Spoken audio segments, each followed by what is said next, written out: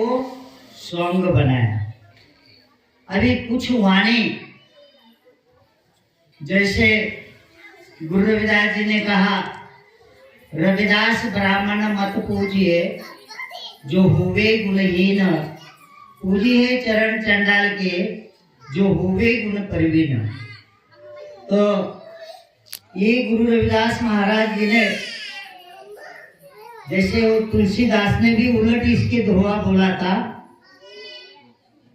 कि जैसे हमारे शूद्र पशु के बराबर उन्होंने, जैसे वो ताड़न के अधिकारी बोला था, शूद्र पशु नारी ताड़न के अधिकारी, तो उसी के बराबरी में हमारे गुरु ने ये दोहे में समझाने का काम किया है।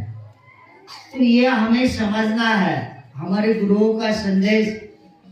सदगुरु रविदास जी कहते हैं, उन्होंने ब्रह्मा विष्णु महेश को भी बोल दिया, जन्म लेके तो ये आ गए हैं, लेकिन शिव शक्ति को ये प्राप्त नहीं कर सके, व्यर्थ जन्म गंवा के चले गए हैं।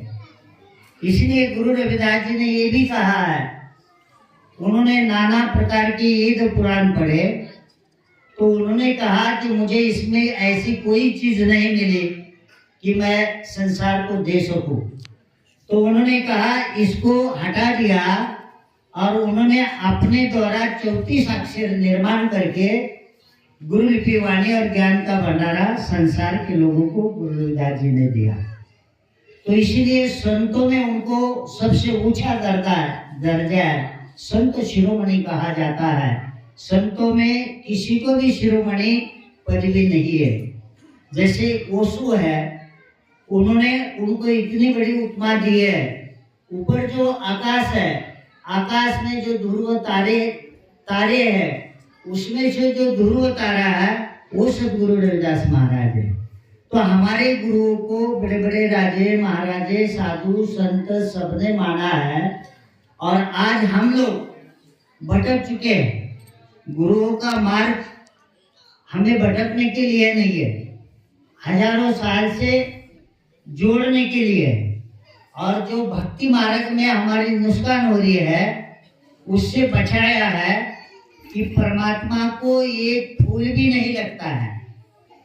गुरु रविदास महाराज जी ने कहा, तेरो किया तुझके अर्पो, यानी ये संसार की सारी चीज परमात्मा आपने बनवाई है और ये पवित्र भी नहीं, सब झूठा है।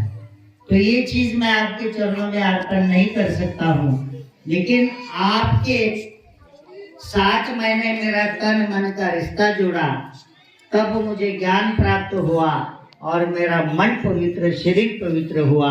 यही मैं आपके चरणों में अर्पण करता हूँ।